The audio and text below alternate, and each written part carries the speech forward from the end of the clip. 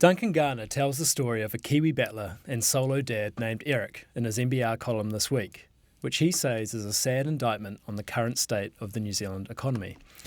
Duncan, what is it that Eric had to say? Well, so this is a bloke who has been on welfare. He's got 3 kids. He's a solo dad, and he rang me on my radio show. $8.50 a week he would get.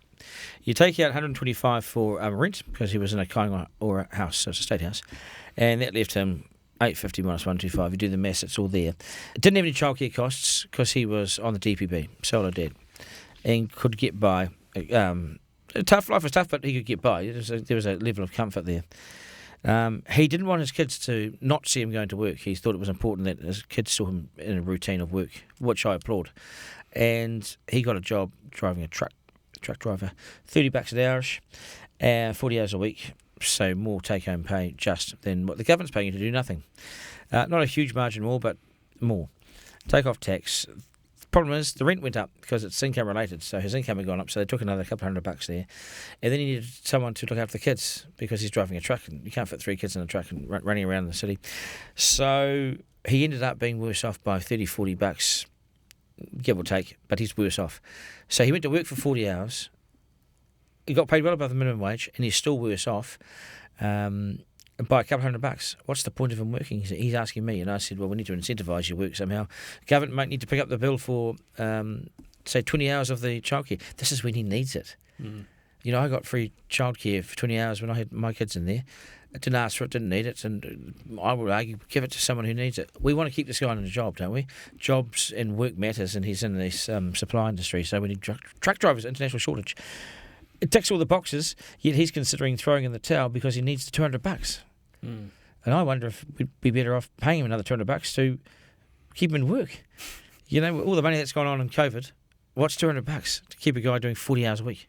So in terms of the broader economy then, I mean, is this more a reflection as well of just how expensive things have got to I think that it's also a reflection on welfare. Mm. We've made... I'm not saying welfare is generous in any way, shape or form at all, just because it's welfare, right? But the gaps between welfare and work are too narrow. There's no incentive to work. So the issue may not be with welfareism. The issue might be with private sector wages. You know, like, is he $30 an hour or is he $40 an hour? Could they go the extra distance? What would happen then to the food costs in the back of that truck? Would we be prepared to pay those costs? But the line's too thin.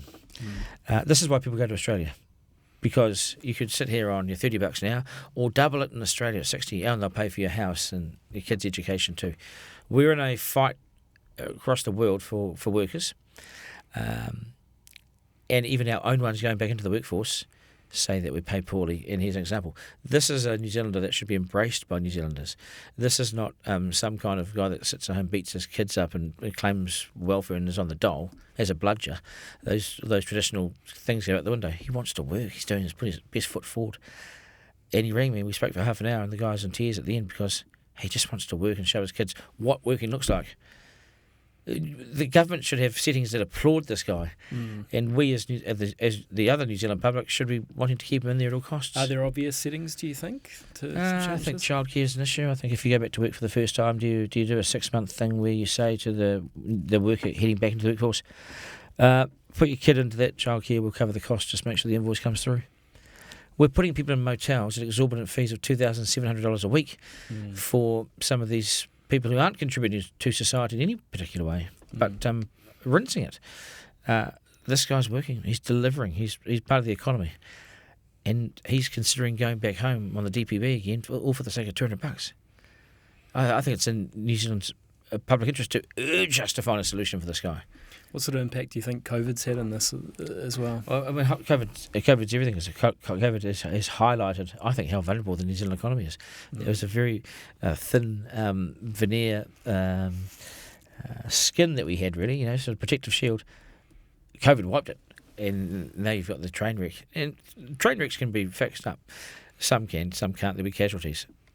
This will be the tip of the iceberg. This is one guy, but how many other solo dads are there driving trucks around the country with this situation? I think we'll be surprised at how many there is.